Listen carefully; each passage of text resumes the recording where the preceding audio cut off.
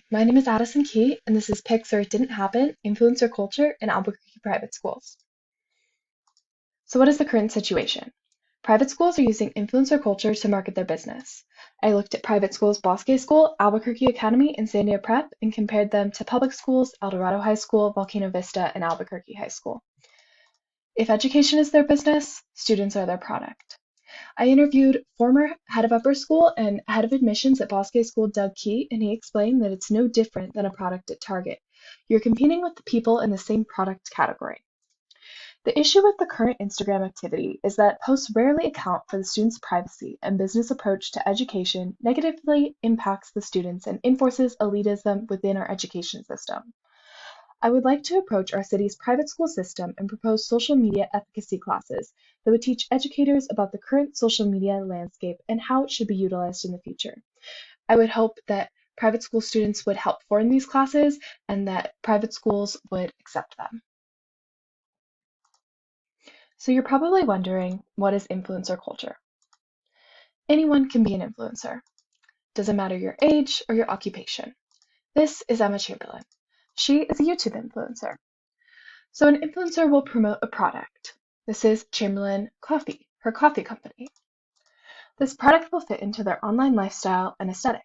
So if you buy Emma Chamberlain coffee, as seen here, you can be a girl who reads, a girl who lays in the sun, and a girl with 1 million likes on her photo who is very much loving this.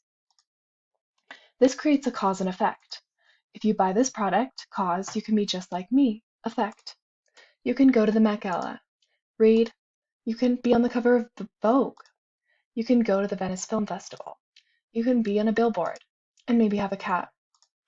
Influencers promote products that ultimately contribute to their online personality, which becomes their personal brand. Why does influencer culture increase inequality? In a Morning Consult poll, it was found that 54% of Americans ages 13 to 38 would become an influencer if they had the chance. But why? The reason many of our children want to become influencers, dance online, promote products, and risk individual and intellectual privacy for an exchange of wealth and celebrity can be traced back to the country's practice of corporate liberalism and elevation of the American dream. Influencer culture is just a modification of capitalist ideals of success and elitism. Some, like Brooke Aaron Duffy in her article Influencer Culture is Everywhere, Even in Academia, explains that big companies like Meta and TikTok harness the content and free labor of users under the guise of connectivity, and they depend on experts, educators, and entertainers in various domains.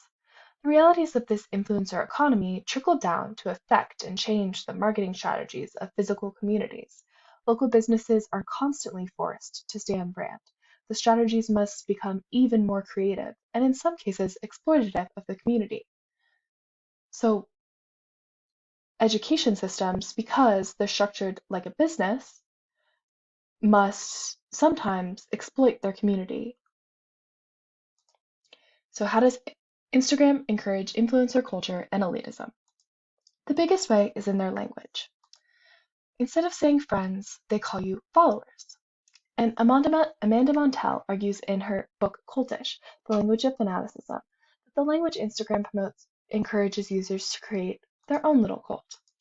By using the word followers, users begin to understand their mutuals not as friends, but as consumers of their content, invoking implicit meaning on the content itself. So, how do private schools use influencer culture? They often post photos of their students doing interesting things throughout the day. These photos are often candid and catch the students in action. If you pay tuition, you can be just like them. You can go on cool field trips, go to nationals for mock trial, serve on the Mayor's Youth Advisory Council, and most importantly, participate in an education that only a select few have access to. I analyzed private schools' Instagrams and public schools' Instagrams since they started them. On average, private schools post much more than public schools. Not only do they post more, but their posts look different. We already saw what private schools posts usually look like. These are what public school posts usually look like. They're usually to get in contact with their students, to tell them when the varsity soccer game is, how to get a prom permission slip, and when they're going to do advisory.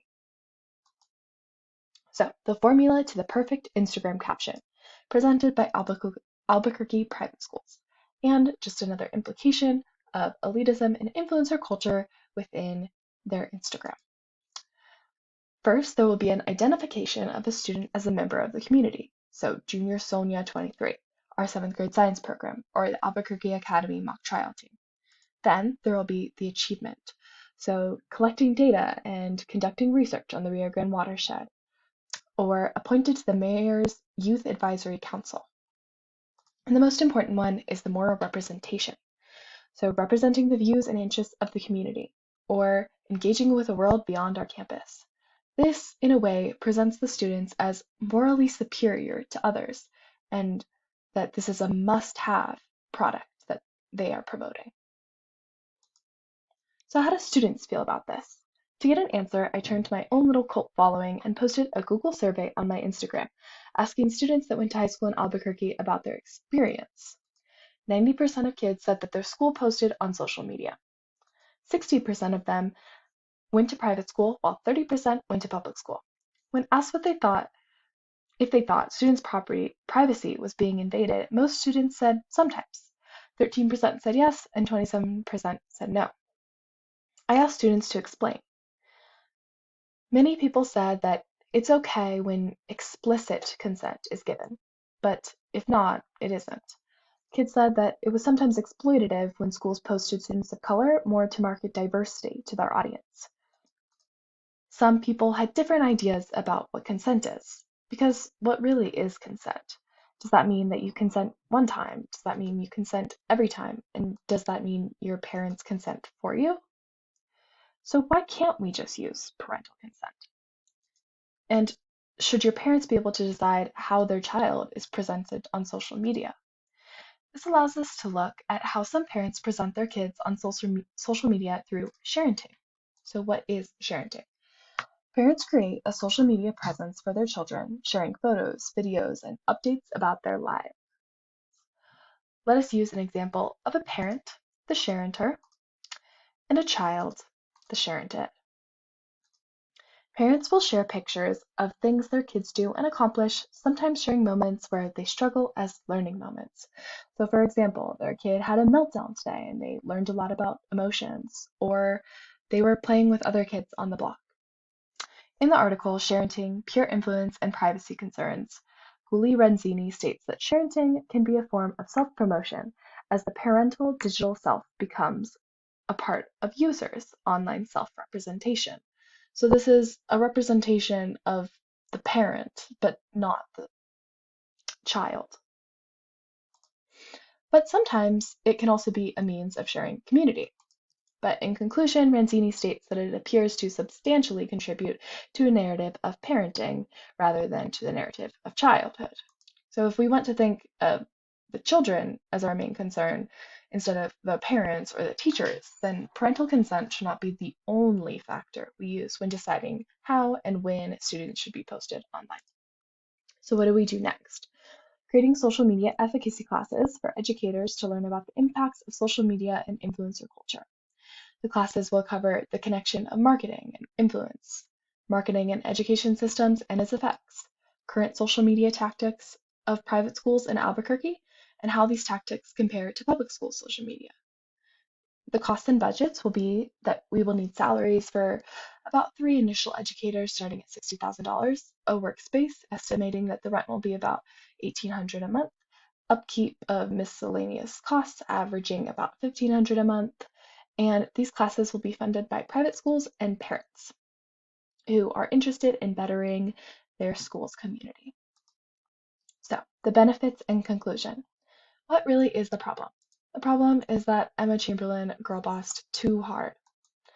Everyone wants to be her, including Albuquerque private schools, who are publicly marketing minors by posting on social media, crafting exaggerated captions, and lacking clear guidelines for consent.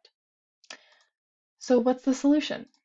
By introducing social media efficacy classes for educators, we can stay up to date in the digital world while protecting the privacy of our students, and learn how to use social media with more fluency. A clear understanding of a student's privacy creates more trust in the community. invest in social media efficacy classes. Thank you.